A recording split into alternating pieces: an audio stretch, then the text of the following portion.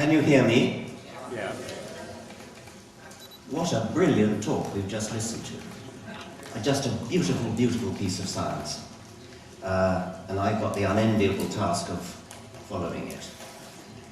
I want to move on a bit from the origin of life and use my biologist's intuition to try to speculate about whether we can make any educated guesses about what extraterrestrial life might eventually look like once it has originated.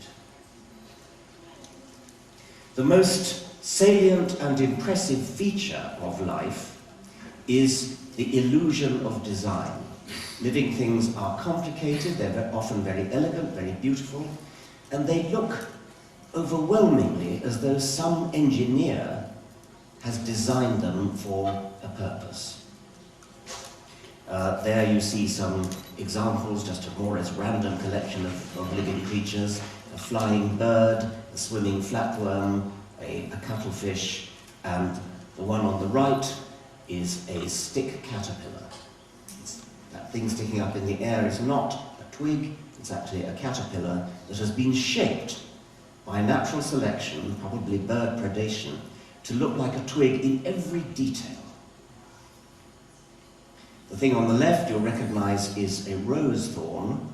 The things on the right are not rose thorns, they're bugs, they're insects. Once again, natural selection, bird predation probably has shaped these things, has selected the ones that don't look like thorns, has eaten the ones that don't look like thorns, leaving the genes that tend to make bugs look like thorns. And this illusion of design extends right into the minute details of living creatures. A living cell on the top left, a slice of brain tissue, bottom left. Bottom right is another rendering of what Dr. Shostak has just shown us, the metabolism of a cell, just a different way of rendering it. You see how bewilderingly complicated it is, and that's going on in every single cell. And then top right is the human eye, and once again you see this beautifully designed mechanism for seeing, for focusing an image on a retina, variable focus, variable stopping down, and then the retina at the back with millions of, let's call them pixels. An odd little feature is that the photocells that are detecting the light are actually pointing backwards, they're pointing away from the light. And the wires that connect the retina to the brain run over the surface of the retina. That is not good design. That's what you'd expect on a theory of historical accident. Now, we know on this planet what it is that creates this powerful illusion of design. It is Darwinian natural selection, evolution by natural selection, and it is an enormously powerful idea.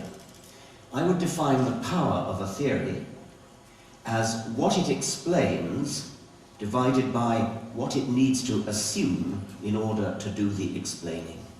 And a powerful theory is one that doesn't need to assume very much in order to explain a hell of a lot. In the case of Darwin's theory, what it explains is everything about life, and what it needs to assume in order to do the explaining is actually nothing much more than accurate heredity. Once you've got accurate replication, that crucial step in Dr. Shostak's talk, once you've got accurate replication, everything else follows, because accurate replication can never be perfectly accurate. There'll always be imperfections, there'll therefore be variation, there'll therefore be competition. That will inevitably lead to natural selection, assuming it doesn't die out altogether, and that powers the origin of everything else about life. Does life on another planet have to be Darwinian? Can we imagine any other driving force to produce the illusion of design? Well, the only alternative that's ever been suggested in the history of science is the theory of Lamarck. Lamarck's theory begins with the assumption that animals are striving for something, striving to reach something, to achieve something. The second assumption is that the more you use a bit of your body, like a muscle, the bigger it gets. So as the giraffe strives to reach the topmost branches of the tree, it stretches its neck, and the stretched parts are then inherited in the next generation. He believed in, as most people did in his time, the inheritance of acquired characteristics. So the evolutionary process was supposed to proceed by animals trying to do things, using certain muscles or bones as they did them. Those muscles that they used got bigger because they used them, and then those larger muscles or bones, whatever they were inherited in the next generation. Now, as a matter of fact, that doesn't happen. As a matter of fact, on this planet, acquired characteristics are not inherited, and that's often trotted out as the main objection to Lamarck's theory. But actually, even on a planet where acquired characteristics were inherited, it still wouldn't work. It's still not a good enough theory to account for the evolution of complex life, and that's for two reasons.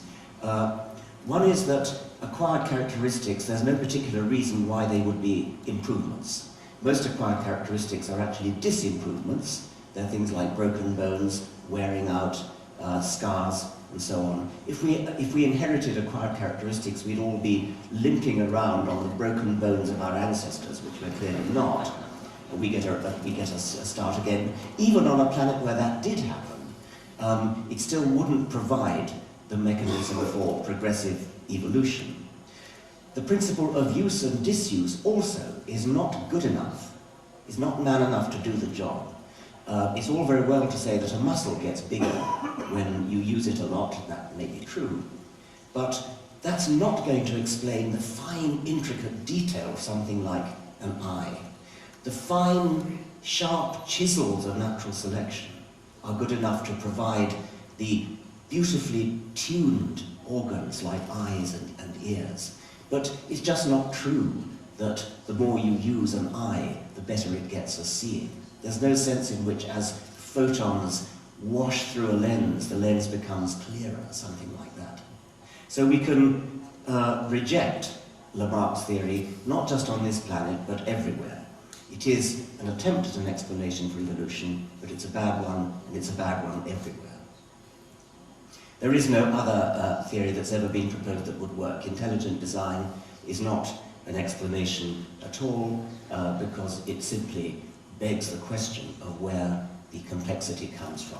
The whole point of what we're trying to do, and what Darwinism successfully does, is to explain complexity, statistical improbability, the illusion of design, starting with primeval simplicity, original simplicity, which is easy to explain, and working up by slow, gradual degrees to complexity.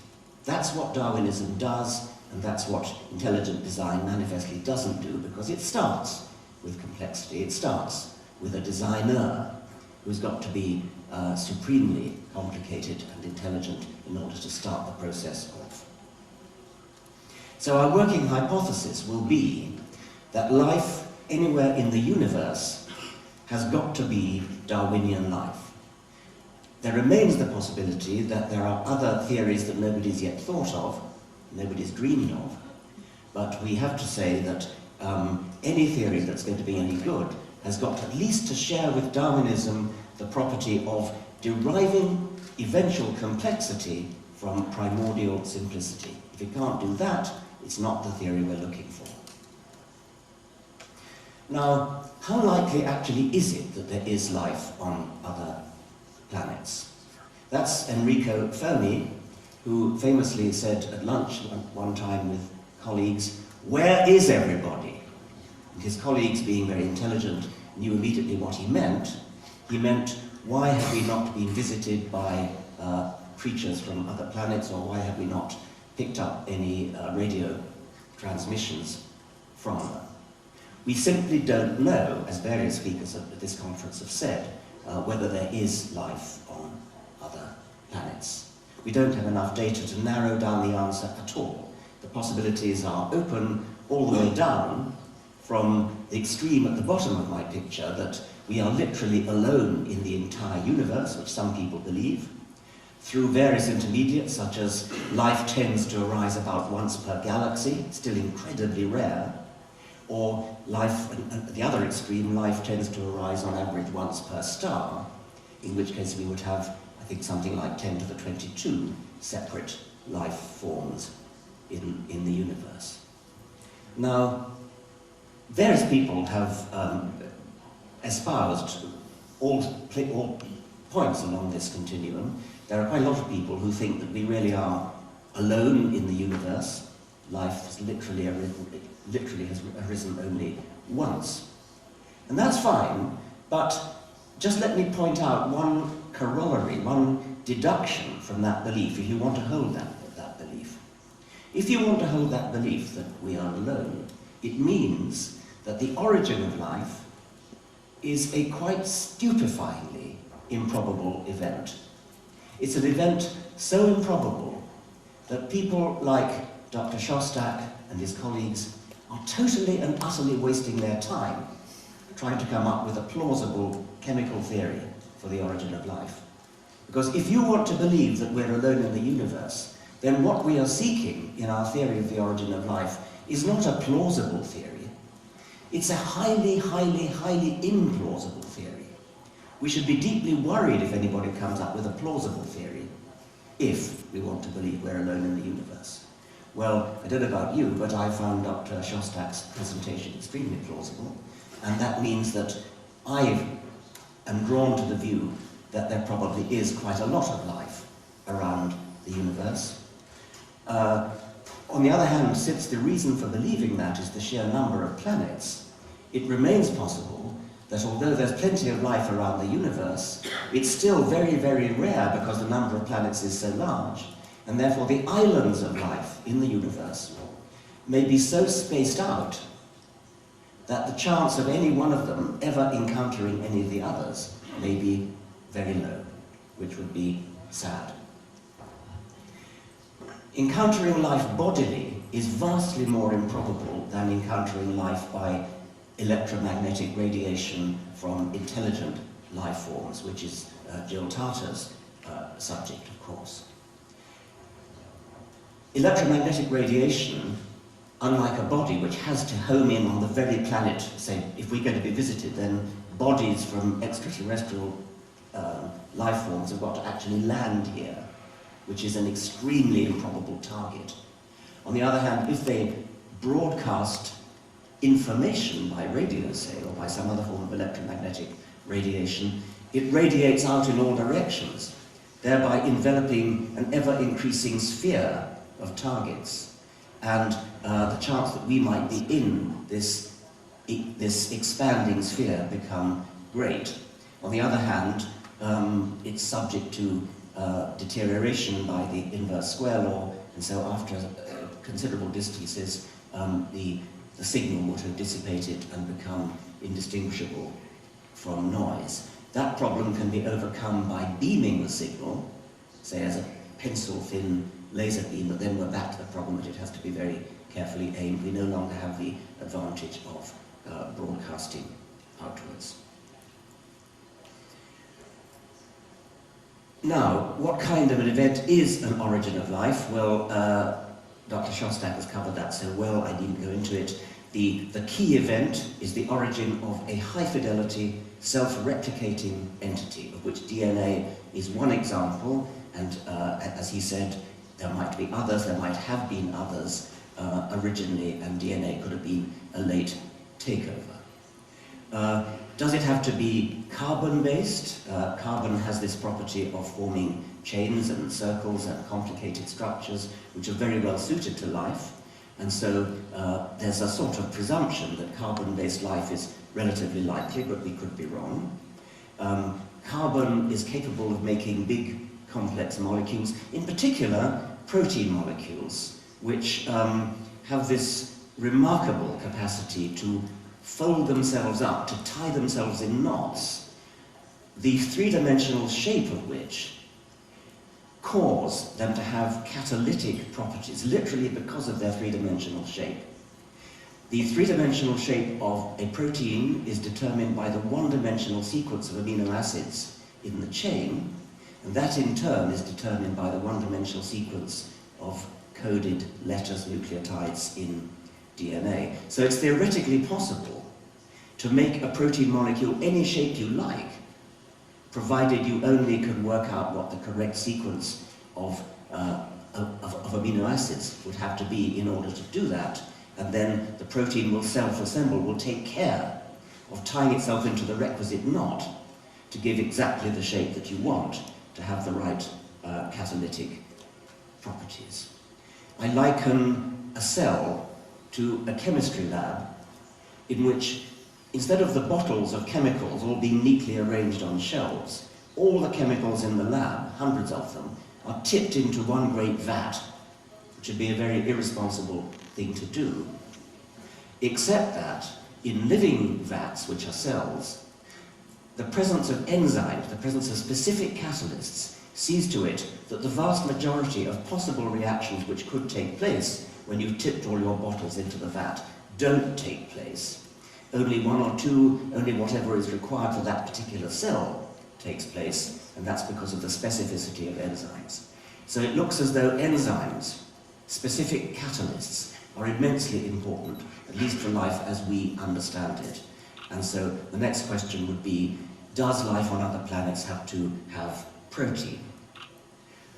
Does it then have to have the protein DNA double act? The separation, let's call it, at least between the catalytic part of life and the replication part of life. And in our form of life, this is well separated. DNA is a brilliant replicator but a lousy enzyme.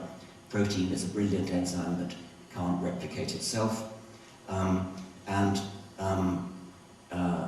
The possible solution, which Dr. Shostak mentioned, is the RNA world. RNA being both a good replicator and a good catalyst, might have been the forerunner of both. Now, I think it's helpful to look at the properties of life as we know it and ask ourselves the question, which of these properties had to be true, and which of these properties just happen to be true in our kind of life? I've already mentioned Darwinian natural selection as something which I conjecture has to be true. Could be wrong. Darwinian natural selection depends upon high-fidelity replication, hi-fi heredity. And DNA is very, very hi-fi heredity, and it gets at that property from the fact that it's digital. But does heredity have to be digital? I conjecture that it probably does. Our experience in human engineering is that digital coding is more reliable, more accurate than analog coding, but we could at least think about the possibility of a form of life on some other planet which has an analog genetic system rather than a digital one. If it is digital, does it have to be a one-dimensional code, as we have, as DNA is, or could you imagine a two-dimensional matrix as the thing that is read off in the hereditary process? I've already asked the question, does it have to have protein? Does it have to have a polynucleotide, DNA or RNA, or something like that, as a separate replicator? Does it have to have sex? Probably not, because there are quite a lot of creatures on our planet that don't have sex, and we don't really fully understand precisely what sex is doing, so probably it doesn't have to have sex. Does it have to have separate cells? I mean, all the life that we know on this planet is either single-celled life, or if it's large, is made up of lots of small cells. Could you imagine a life form that wasn't divided up into cells in that way? Cells have this rather remarkable property that a complete copy of the genetic information is present in every cell, which is somewhat weird, even the cells where it's not needed. Is that a necessary property of life, or is that just contingent? Is that just something that happens to be true in the life that we know? Now, one way to answer this kind of question is that proposed by Stuart Kauffman, a distinguished theoretical biologist, who asked the question, if we were to rerun evolution, hypothetically, if we were to imagine evolution starting again, perhaps from the origin of life, perhaps from the origin of the first eukaryotic cell, that's the first non-bacterial cell, the first cell of our kind, big cells with a separate nucleus and mitochondria and things like that. If you rerun evolution a statistical sample of times, say thousands of times, in imagination, you can't do it in reality, would you expect to get something like the same thing again? Or would you expect every run of your rerun of evolution to give you a completely different kind of life? And that's obviously germane to the question of how different life might be on other planets. If you can at least say that reruns of life on this planet would tend to give the same answer, the same result, after so many 100 million years, then that at least tells you something about the predictability of life generally. Perhaps not much, but something. Well, we can't literally rerun evolution, certainly not from the origin of life, certainly not from the origin of the eukaryotic cell. But we can do small examples of reruns. For example, the mammals, the evolution of mammals, which they started long before the dinosaurs went extinct, but mammals really came into their own and flowered after the dinosaurs went extinct 65 million years ago. And it so happens that at about the time the dinosaurs went extinct, the great southern continent of Gondwana split up, and you had separate evolutions going on in Australia, Madagascar, New Zealand, South America, and even Africa. And the mammals evolved independently, or largely independently, in those places. The most perfect example is Australia, where the only mammals that seemed to get in the first place were marsupials, and possibly only one species of marsupial, which is an interesting thought. And this early marsupial gave rise to the entire radiation of Australian mammals at the same time as other mammals were evolving to a parallel radiation in Africa, in Asia, in South America, and to a small extent in Madagascar. What you see there looks like a dog. It's not a dog, it's a marsupial, and what's impressive about it is that it looks like a dog. It behaved like a dog, only went extinct in the 1930s, and it looks and behaves like a dog because it had a dog-like way of life. And here's another example. There are 3 ways of being a mole. Totally unrelated, completely independent evolutions of the mole-like way of life, burrowing underground and eating worms and things like that. At the top right is our European mole. Top left is the golden mole of South Africa, which is an Afrotheer, nothing to do with a real mole. It evolved the mole way of life independently.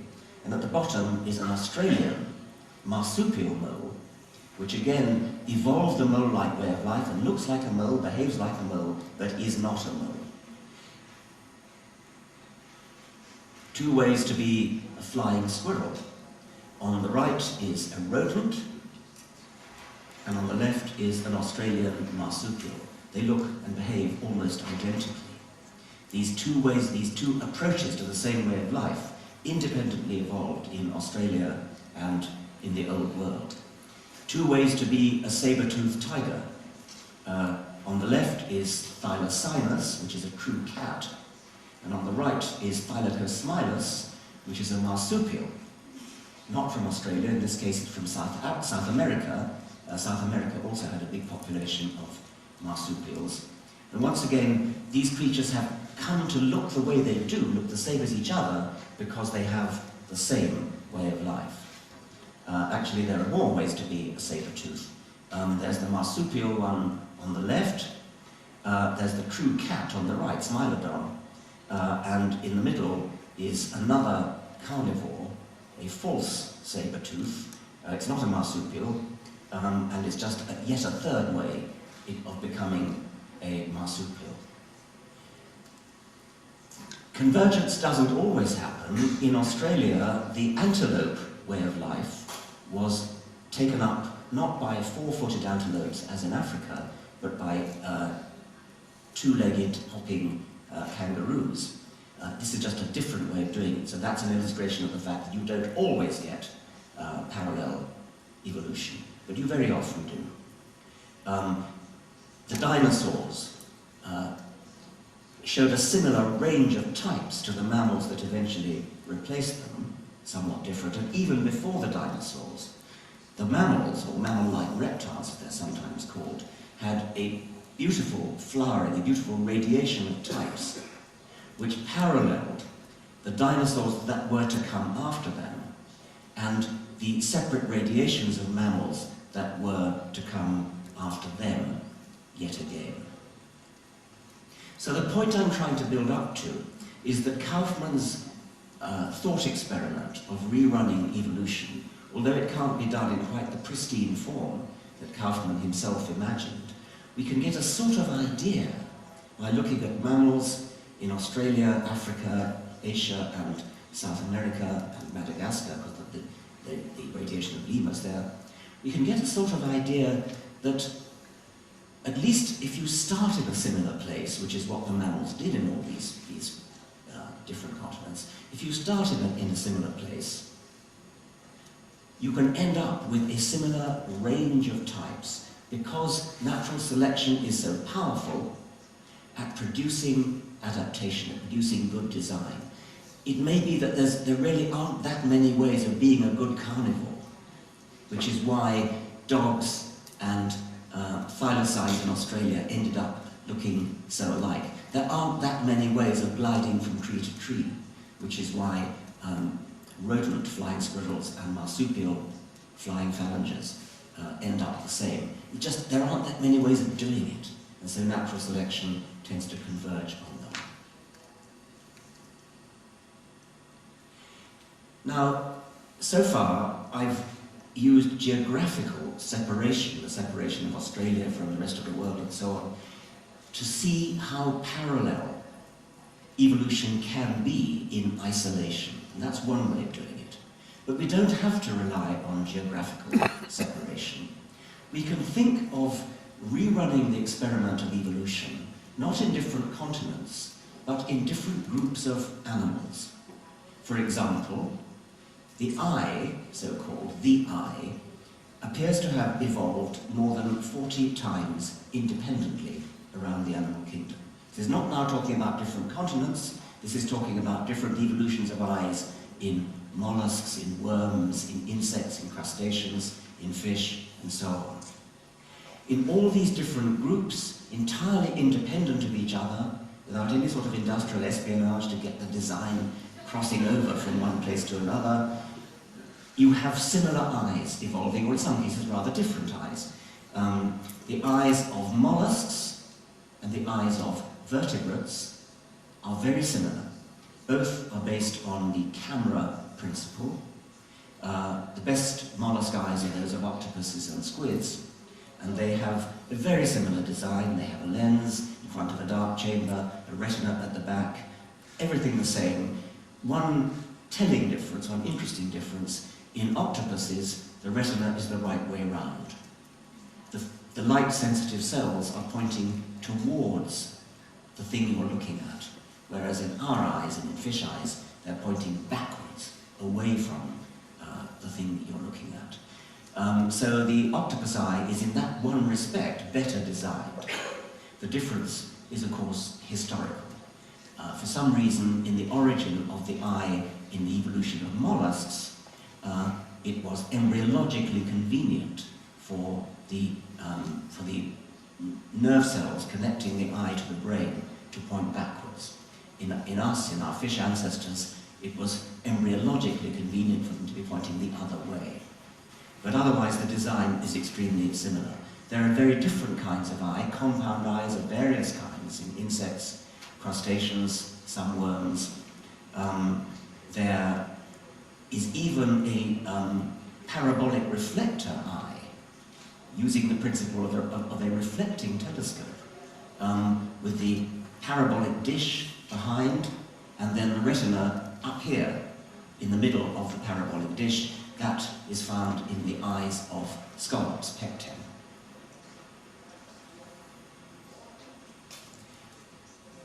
So eyes have evolved 40 times at least. Echolocation, sonar, navigation by listening to echoes in total darkness in the case of bats, or in extremely muddy rivers in the case of, say, the Ganges river dolphin. Sonar, echolocation, has evolved at least 4 times independently, much fewer times than eyes, which have evolved at least 40 times. Sonar has evolved in bats, in whales, I've illustrated there the Ganges river dolphin, but it's in toothed whales generally, and in 2 independent families of birds, both living in caves, the cave swiftlets, from whose nests birds' nest soup is made, and the oilbird of South America on the bottom left. So we have 4 independent evolutions of echolocation. So we might tentatively say that evolution, at least in our kind of life, finds eyes easier to evolve than sonar. Perhaps this might give us some clue as to whether if we ever do find life on other planets, we could expect to find eyes. But of course, it would be necessary that there's light. Well, it presumably has to be light because life is unlikely to get going other than in the vicinity of a star. But eyes probably wouldn't evolve if there was thick fog. In that case, you'd probably expect sonar would be more likely to evolve. Since dolphins are so good at sonar, we might ask whether ichthyosaurs, which are the sort of reptilian predecessors of dolphins, totally independently evolved, but they have the same kind of way of life as dolphins. Did they have sonar? We don't know. But they had extremely big eyes, whereas dolphins have very small eyes, and so we might conjecture that perhaps ichthyosaurs didn't use sonar, they used their big eyes instead. Let's generalize the question and ask whether we could say that life is in some sense eager to go down certain evolutionary pathways and reluctant to go down others. Are there sort of lines of high resistance and low resistance in the trajectories of evolution? It looks as though life is eager to evolve eyes, a bit less eager to evolve echolocation. Let's ask the same question for a few other things. What about hypodermic injection of venom? Looking over the animal kingdom, I count the following as having stinging powers, the ability to inject poison. Jellyfish, spiders, scorpions, centipedes, insects, snakes, lizards, stingrays among cartilaginous fish, sharks, teleost fish, stonefish, very deadly poison. Even mammals, the hind claw. The hind foot has a claw, the male duck-billed platypus, which has the ability to inject poison and stinging nettles among plants. So it looks as though hypodermic venom injection is quite easy to evolve. Electrolocation. This is something which is entirely foreign to us. We have no clue as to what it's like to be a fish that can detect objects by the distortion of an electric field which the fish emits. But this has evolved twice. There are 2 families of fish, so-called electric fish, which have evolved this ability. They produce an electric field and they measure with little voltmeters all the way down the side of the fish. Little voltmeters compare the electric field in the voltmeters all the way down the side of the fish, and from that they get an idea, from the distortion of the field, what is in the vicinity, whether there's prey in the vicinity or whatever it might be. These 2 groups of fish have certainly evolved independently. One group in the New World in South America, the one on the left, and one group in Africa, the one on the right. Now there's an interesting and revealing difference between these 2 groups of fish. In order to do electrolocation at all, the fish needs its body to be dead straight. While it's swimming, in a normal fish way, it would not be capable of doing electrolocation. There'd be too much distortion anyway. So while they're electrolocating, these fish are straight. In order to swim while doing electrolocation, they therefore have to find a different way of swimming. And the way they achieve that is by, instead of throwing the whole body into serpentine waves, They have one fin that runs all the way along the length of the body, which does the serpentine waves. But fascinatingly, in the South American family, this one fin runs all the way along the ventral surface, and in the African family, this one fin runs all the way along the dorsal surface. So this again is sort of corroborating evidence that it's been independently evolved, but it's the same trick. The physics of electrolocation is the same in both.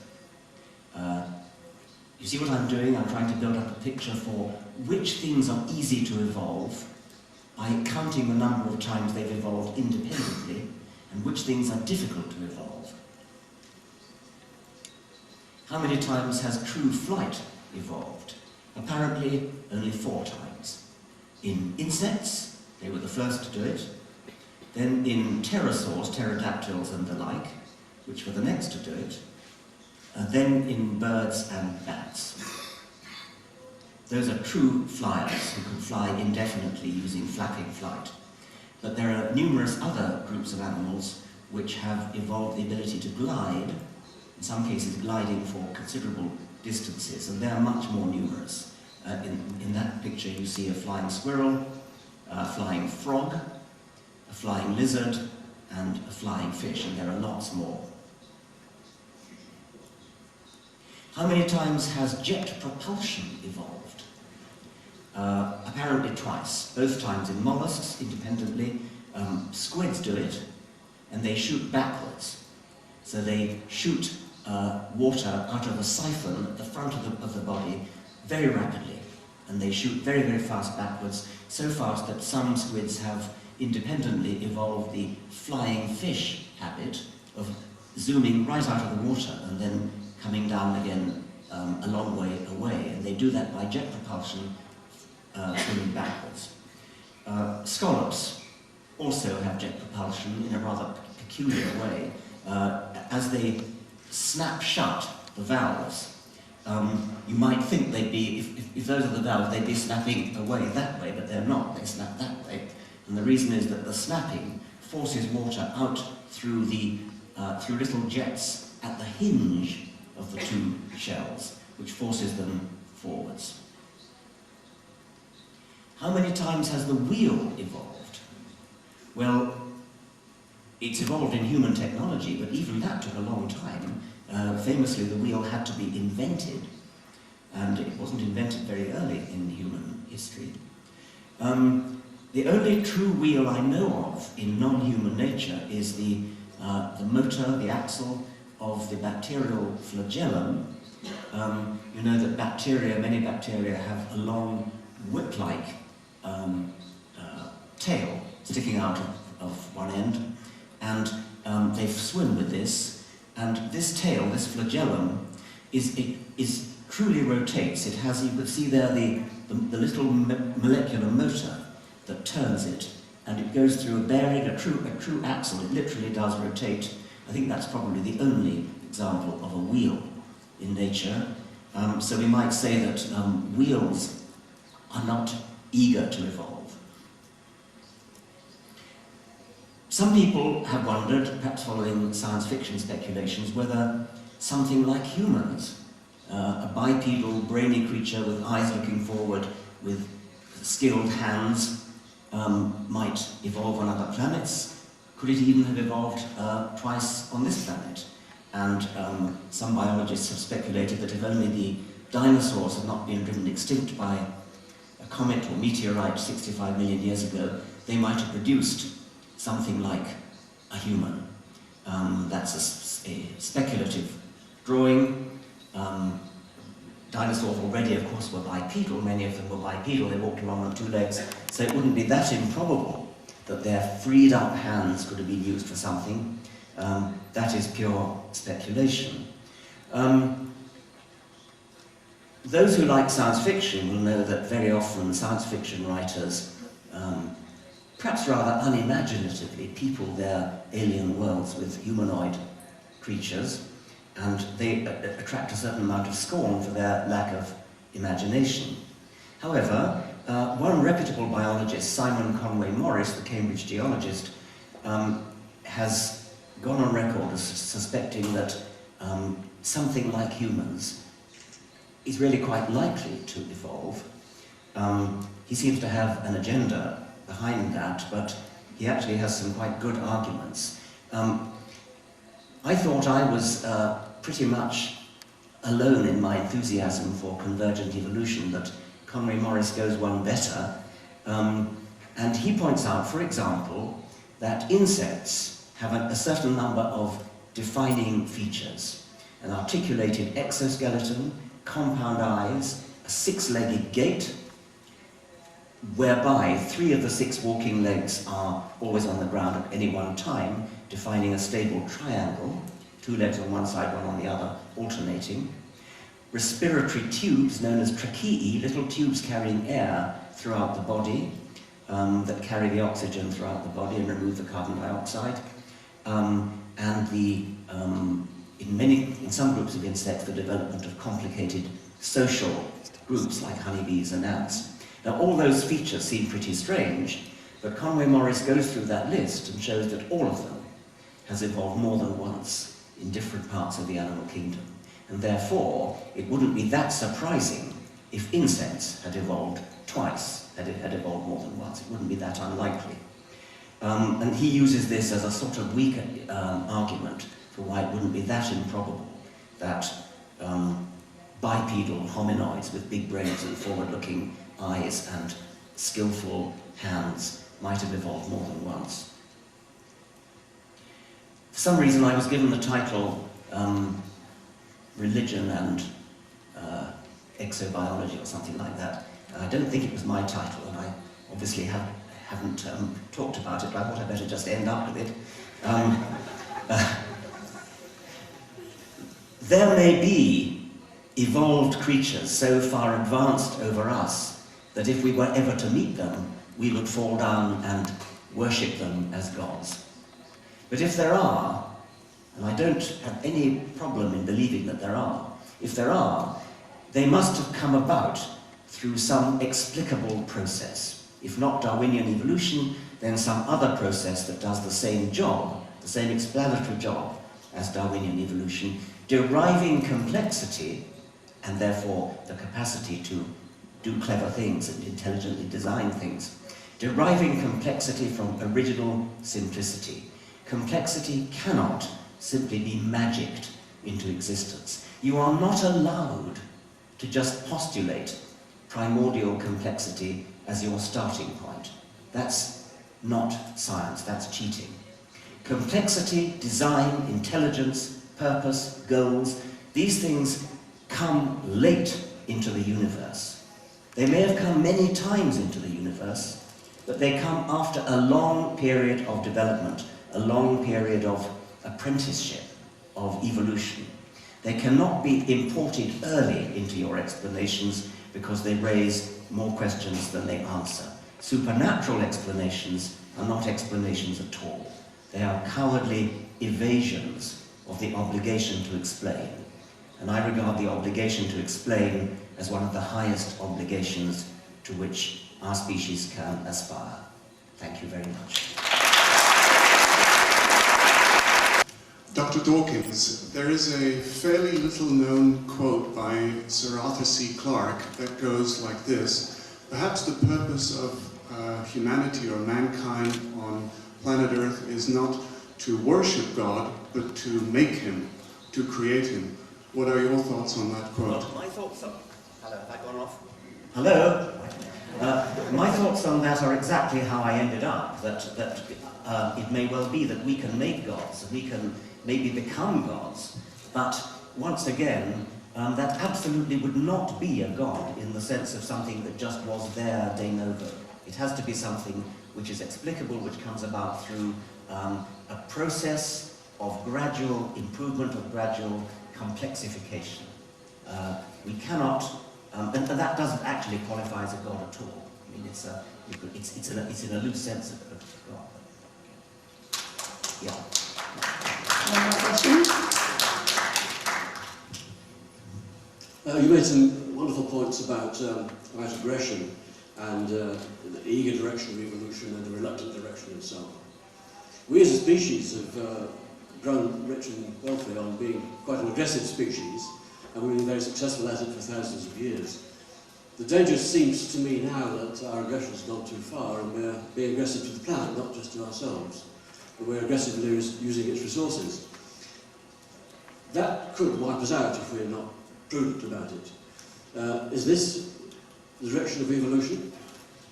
Well, as came up in Jill Tarter's talk, one of the terms in the Drake equation is the length of time that a civilization remains in existence, and it has been speculated that civilizations have an inherent tendency to self-destruct when they get technologically too advanced. I suppose if their technology overtakes their political sense. So yes, there is that problem. I don't think we're getting more aggressive. What we are getting is more efficient at dealing out aggression, because as technology advances, it becomes much easier to do terrible things. I mean, in terms of actually the aggression perpetrated, Hitler wasn't any worse than his, predecessors like Attila the Hun and people like that. It's just that Hitler had modern technology at his disposal. Steven Pinker has a book coming out, which I haven't yet seen, but which I'm very intrigued to see, in which he argues that actually the present day is the least aggressive time in the whole of human history, and that we are actually getting, well, nicer, less aggressive as time goes on. I'm very curious to see his book when it comes out. I think it's in the press at the moment.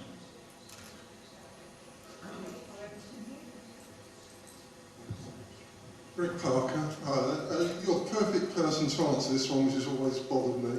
If there's no inheritance of acquired characteristics, what are all these pedigree dog farms and stud farms for racehorses? What's going on there? If you don't inherit the characteristics of a racehorse, what are they up to? These are not acquired characteristics. These are genetic mutations, just like anything else. So when you want to, when people breed racehorses for increasing speed, what they're doing is choosing those horses that run fastest and breeding from them.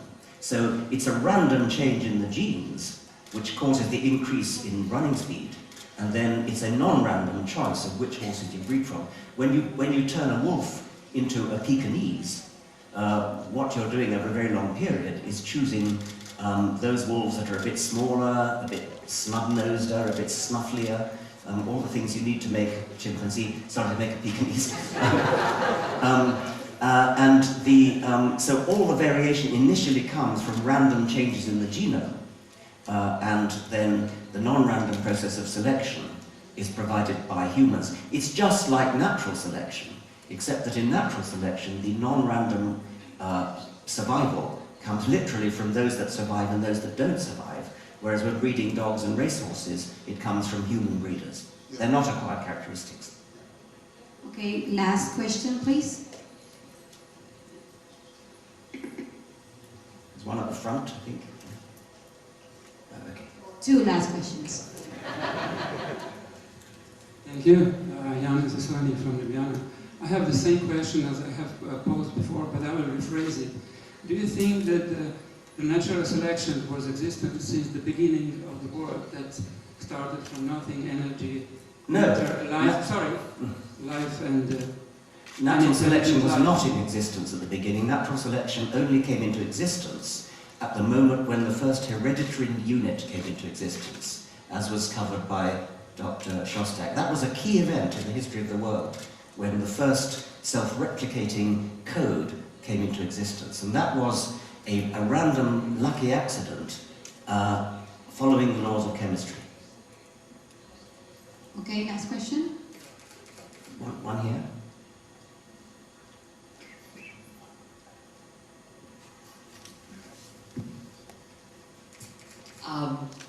Jill Tarter, we have an astronomer who likes to argue that there is really no independent convergent evolution, that in fact they are all examples of something that a previous common ancestor had and then were elaborated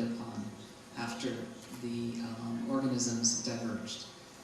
So maybe he should stick to astronomy as opposed to talking about evolutionary biology. Well, yes, I mean, About that. when I said, for example, that the eye evolved 40 times independently, all those eyes have the same